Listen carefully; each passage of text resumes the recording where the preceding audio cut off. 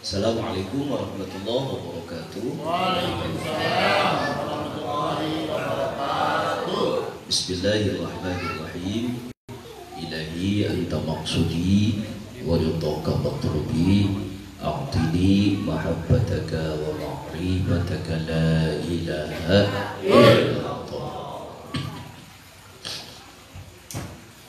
Panuhun anu kasuhun ka guru urang sadayana, Guru Agung Pangarsa AA atau tawaleh ngabarokahan urang sadaya dina jero kahirupan, dina kaayaan kasakit jasad mantena tawaleh mantena hadir dina rupa-rupa aktivitas urang sadidinten ngabarokahan ka para muridna, nguatkeun ka para muridna dina jero kahirupan. Yen ngajalanan kahirupan teh memang teu gampang, pinuh ku kahesean, ciri na teu gampang. Pikiran urang teh sok katuturkeun keneh ku rupa-rupa perkara anu aya dina jero kahirupan urang sewang-sewangan. Padahal titis tulisna memang geus kitu ayana, ngan urang anu ngajalananana teu aya dina kaayaan ngarti, teu aya dina kaayaan paham. Untukna urang sok ngarasa aral, sok ngarasa subahah, sok loba kesel, sok loba ambok tina rupa di jalanan ku urang dina jero kahirupan. Padahal memang geus kitu kuduna kajadianana, padahal memang geus kitu dituliskeunana. Rupi'atil qalam wajabati suhuf, qalam geus diangkat, lembaran-lembaran tulisan geus ngajalanan. Ngan ieu ngajalanan kahirupan teh rek usaha rek ibadah moal bisa lamun di jerona teu boga eling, lamun di jerona teu boga zikir, lamun di jerona teu boga inget ka Allah. Dina jero usaha, dina kahirupan sewang-sewangan teu boga ingat ka Allah, antukna loba kasieun, sieun usaha teu hasil, sieun rupa-rupa hal perkara dina jero kahirupan urang malah ngajadikeun diri urang lieur jeung sajabana. Teu boga ingat dina jero ibadah, diaku ibadah teu urang, padahal sidik ibadah teh kagungan Allah disebutna alam lil milki, cek tukang dahuk mah ailin lil milki teh ka pemilik. Jadi ibadah urang teh nu gusti, salat teh nu gusti tong diaku urang, ibadah teh nu gusti tong diaku ku urang, da urang usikna kana jero ibadah teh kumantenna. Ngan nebus kana kasadaran ieu teh kacida hesekna teu bisa ditebus ku ilmu, teu bisa ditebus ku kanyaho, ditebusna ukur hakikat. Ngan jelema moal bisa nepi kana rasa, moal bisa tutup kana hakikat, lamun teu boga cara pikeun nujukna. Tah guru urang nuduhkeun carana, mimitikna urang sadayana dipasihan talkinan, dipasihan pembelajaran, dipasihan rupa-rupa hal anu ngajadikeun diri urang paham kana kahirupan. Dipasihan pembelajaran hiji kalimah nu kacida ahengna, hiji kalimah nu kacida agungna, hiji kalimah anu pinuh ku pasipatan-pasipatan hade, nyaeta kalimah la ilaha illallah. Ieu la ilaha illallah enteng diucapkeunana, TK ge bisaeun, babari diomongkeunana budak SD ge pararase. Bahkan batur sering ngomong, ah sarua weh cenah dikir lagi jiga urang la ilaha illallah. Cirining can paham, cirining teu ngarti, cirining teu boga cahaya pipikiranna, teu boga ngarti pipikiranna. Ieu kalimah lain ukur kalimah nu ditulis, lain ukur kalimah nu disorakeun. Sabab di jerona aya rasa, di jerona aya hakikat. Namun dibelah kalimatna la ilaha illallah teh lakna cek tukang nahu ari lakna bi lil jinsi teh ngaleungitkeun nganapikeun sagala jinis perkara, arek eta mah dohir, arek eta mah batin. Mata lamun kalimah la asup kana ilaha maknana teh teu aya deui nu dituturkeun ku urang, teu aya deui pangeran pikeun urang, teu aya deui nu dipigusti ku urang, rek dohirna rek batinna nya iwalti Allah illallah teh istisna munqati. Ai istisna munqati cek alfiyah perkara nya anu beda jeung jenisna anu awal. Jadi ilah jeung Allah teh beda. Kulantaran ilah mah teu aya kahususan di jerona, kusabab kitu ilah teh loba. Dina jero kahirupan urang teh loba kacida masalah kahirupan mineng katuturkeun, persoalan kahirupan mineng katuturkeun ku pikiran urang, kaambek jeung kakesel mineng digugupna ku urang, tuluy sudria takabur ujug asa aing pangbageuna, asa aing pangwelasna, asa aing pangasihna, asa aing pang sok merekna, asa aing pang pinterna, asa aing pang cerdasna, asa aing pang gablek elmuna. Eta teh kabeh aya di jelema. Dituturkeun rasa eta teh bijilna kasombongan, bijilna katakaburan. Mata ilmu ngan ukur jadi runtah lamun teu dibarengan ku kaeling ka Allah. Kanyaho ukur jadi runtah lamun teu dibarengan ku eling ka Allah. Mata didinya kalimatna la ilaha illallahu, sabab lamun aya kalimah la napina labi lil jinsi takmilu amala inna tansibul isma wa tarfaul khobar. Osok nganasabkeun kana isimna ngaropakeun kana khobarna. Isimna teh kecap ilaha, mata diasupan pula macana ilaha teu ilahun. Khobarna kalimahna illallahu teu ilallaha. Kalimat teh jiga kitu kaidahna aya mata sabatak-batak aya eta kalimat teh kecuali dumasar nyarande kana ilmu. Mata lamun aya nu nyarita la ilaha illallah Allah ilmu. Nah hayu ngobrol jeung kuring. Hayu urang ngobrol urang pesek eta kalimat teh geuning unggal poe unggal waktu teh urang teh ngan saukur maca eta kalimat tapi teu boga rasana. Cirining teu boga rasa nya, teu boga rasa la ilaha illallah, diri urang masih keneh sok nututkeun ka ambek jeung ka kesel. Padahal sidi eta teh sifat jurig, eta teh sifat setan teu meunang dituturkeun ku urang, tapi minang ditutut. Kabingung dina jero kahirupan, sieun teu kabayar hutang, sieun teu hasil usaha, minang dituturkeun ku urang. Ku urang tapi ku urang di baladan wae, geuning di Gusti teh urang teh lain kanusanya. Nah, mata jelema lamun hayang boga Gusti nusanyana, hayang boga pangeran nusanyana, kudu paham heula kana hakikat, kudu paham heula kana rasa. Rupa-rupa rasa teh diwawuhan, rasa kesel diwawuhan, rasa nu goreng diwawuhan, tapi tong di baladan, rasa nu alus diwawuhan, bari dituturkeun. Eta teh rasa nu asli, eta teh hakikat nu asli nu kudu dipigusti ku urang. Aya nyaah tuturkeun nyaah teh. Aya welas tuturkeun welas teh, aya asih tuturkeun sifat asih teh. Kulantaran kitu ieu sifat ayana di mana? Ayana dina hate. Ngan ieu hate sok dipinu rupa sifat goreng unggal poekna urang teh. Tah ku kituna ku guru urang teh sok bijilkeun sifat nusanyana. Matak ari welas asih teh lain narasi intelektual, rasa hakikat lain obrolkeuneun sabenerna, tapi kudu di jalanan ku urang dina jero kahidupan urang sewang-sewangan. Kacipta diri urang teh boga welas boga asih teh kulantaran urang manggihan nu boga welas nu boga asih. Aya cara manggihanana lain ku maca, lain ku ngadengekeun omongan batur, tapi ku gawe urang sorangan. Carana digawe kumaha? Dibere pacul ku guru.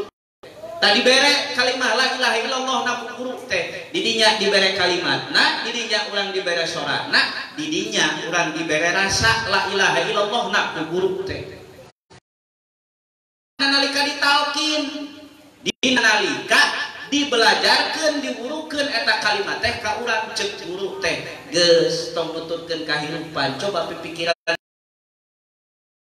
sing eling nu bageur teh hate urang. ngan ieu hate urang sok kaliputan ku sifat goreng ka kesel kasebel jeung sajabana kumpul dina hate akhirna bageurna hate teu karasa sok geura singkahan keselna ambekna hasudna riakna takaburna ujubna jeung sagala rupana asupkeun pipikiran urang kana hate nu eta hate nu bageur jelok we genah karasana dina nalika kali nampi kana kalimah la ilaha illallah teh urang teh harita ngan kulantaran jelema terlepas tina Allah gingsir asup we kana kahirupan deui poho deui rasana matak dititah amaliyah guru teh dititah riado mudah deui rasa nu eta mudah deui rasa nu genah mudah deui rasa nu tumaninah dina nalika urang diwulukan ku guru tata carana dibere ku guru teh sing tarik macana sing tarik macana meh naon meh kabongkar eta sagala rupa sifatan goreng dina jero hate urang teh digedoran teras-terasan la ilaha illallah la ilaha illallah la ilaha illallah la ilaha illallah fungsina dua pikeun naon ngagiring ingetan unggal poe tah napal di pabrik napal di sawah napal di kebon napal dina aktivitas sapopoe arwi sadayana kana manah ngan manahna oge dibeberes ibarat imah nu tadina kotor pinuh ku jujukutan ibarat imah nu tadina pinuh ku cucuk kriut pinuh ku rupa-rupa runtah diberesan heula ku la ilaha illallah teh disapukeun mata keteranganana likulli syai'in saqalatun wa siqalatul qalbi la ilaha illallah pikeun saban-saban perkara teh aya alat jang persihanana jeung jang persihan hate teh nyaeta kalimah la ilaha illallah dibeberes teras-terasan tah hate urang teh dibukbak sadayana eta leuweung hate leuweung nu aya dina hate nu ngajadikeun cahaya teu bisa ya nu ngajadikeun cahaya akal cahaya ilmu cahaya kanyaho teu bisa asup teu bisa nancep kana hate dabongan hatena katutupan dibongkar panutupna ku la ilaha illallah nu disorakeun tarik innahu ya'lamul jahra wa ma yakhfa ceuk dina katerangan mantena teh uninga kanu dijaharkeun kanu ditarikeun la ilaha illallah la ilaha illallah wa ma yakhfa jeung kana perkara anu samatah zikir qalbi Allahu Allah anu sok diamalkeun ku urang sabadana zikir jahan sabadana zikir tarik duanana aya kateranganana pimanaeun bid'ahna coretna sakitu jelasna pimana coretna sakitu jelasna nah kulantaran kitu lamun jelema geus ngarti aya perkara anu bener hareupeunana cilaka lamun teu nuturkeun urang geus panggih jeung perkara anu bener nu aya cilaka lamun teu diamalkeun ku urang lamun teu dituturkeun ku urang sabab naon geus eces bener kunaon teu dituturkeun tulunya nyalahkeun ka Gusti kete Gusti kunaon hirup abdi kieu wae boga harta boga banda tapi ka kesel teh aya wae karya teh aya wae kunaon ieu teh Gusti nyalah karunya teu boga beas bere tatangga karunya geus teu boga endog bere tatangga tah karunya hutangna loba coba bantuan ceuk saha ceuk hate nu bageur ngan hate nu bageur dina nalika marentah jiga kitu teh ieu pipikiran napalna di luar dina masalah kahirupan akhirna parentahan hate teu kadenge naon sababna dan dititahna eueuh matak dikir teh ingat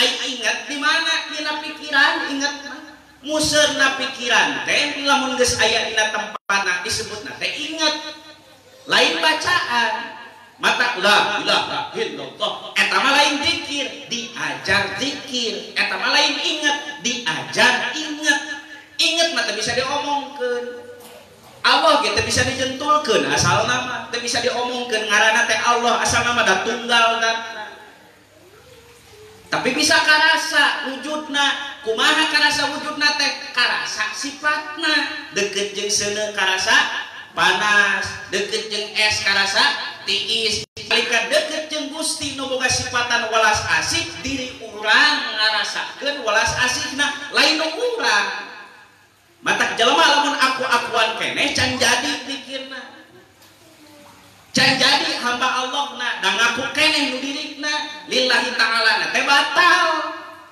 duh capek kuring teh tahajud tadi penting teh eta capek dikir teh mending ngesak eta capek kudu kitu sia ieu masalah urang sadidinten atuh kumaha usahana cenah dikir wae sia sok usaha barengan kurasa bingung dina sirah asana kumaha beuki lieur sia sok neangan duit tangan sieun teu meunang duit jago mun meunang sabab naon kapiheulaan ku kasieun kasingkahan singkahkeun heula kasieunna he la he lo he la he lo he la he lo he la he lo cenah marangkat bongan asup ka imah urang aya maling rek asup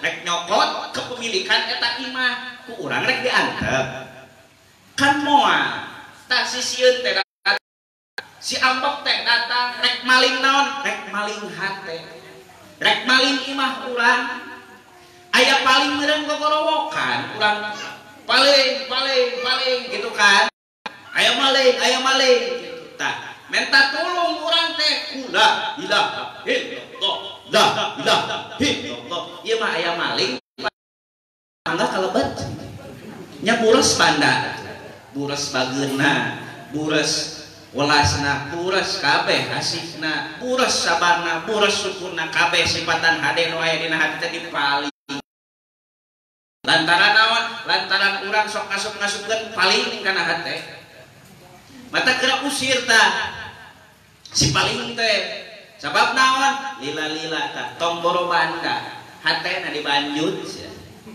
cirina kumaha bisa kita ditanya ulang malangbang mulumung semu-semu gelopan sesetrip deui we gelo teh gitu tameh teh gelo ku kahirupan kajeun gelo ku Allah teu boga duit mineng keneh ibadah teu boga duit mineng keneh sedekah teu boga duit liket keneh dikirna sanajan teu boga duit kajeun ge kageloan ku Allah sakalian daripada gelo ku kahirupan sia nyeri pikir nyeri hate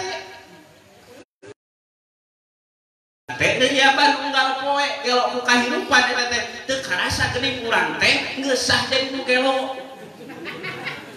heuh da unggal poe mikiran kahirupan teng pikiran teh ka mana meuning hese dibawa cicing teh tah pikiran urang teh bisa panjenengan pikiran teh na kulantaran gitu ngenta tulung teh mah urang mah nanti Allahumma langsung gorowan pikiranna he la he lo he la he lo he la he lo he la he lo kitu cara tenang sabar didinya aya welas asih didinya aya karasa welas jeung asih teh welas teh lain tulisan welas lain tulisan tak rasa aya dina hati usik musikeun urang tak kawelas jadi lampah urang dina jero kahirupan jadi welas juntrungna kumaha daek ngabantuan batu da ngalirkeun ka welas aya welas arabna naon ar-rahman aya ar-rahman teh dina tungtungna aya ziyadah alif nun maknana jadi bilagah tutup kanu ambek ka urang nyaa Rahman kanu koret ka urang nyaa Rahman kanu geus nyabok urang nyaa Rahman urang mah nyabok urang mah dicabok nya ngabales Stefan ngade gitu dicarekan ngabales maledo eueuh Rahman mata geura teangan si Rahman teh leungitna ka mana bisi nyangsang disusukan gitu ziyadah alif nun daek urang teh meda maweh kapapada jangan teu mandang status sosial di dinya paduli pejabat paduli jalma miskin kabeh dipikanyaah ku urang paduli jahat paduli hade dina jero kahirupanana kanu jahat ge nyaah komo kanu bageut tah si Rahman teh sifat Rahman teh sifat welas teh kitu nah eta kanyaah nu dialirkeun ku urang eta kawelas nu dialirkeun ku urang bakal balik ka urang Cirina kumaha coba lamun urang seurik ka pada jalma kuring pendak jeung Kang Haji Ahmad di jalan. Kang Haji Ahmad teh seurik ka kuring teh eta kira-kira kuring seurik moal pasti seurik lantaran naon dimimitian seurik ku Kang Haji Ahmad. Tah seurik nu kuring teh sabenerna mah nu Kang Haji Ahmad. Kang Haji Ahmad ngalirkeun Ar-Rahman kanyaahna melalui seurik. Kuring mulang tarima kana kanyaahna ku seurik deui.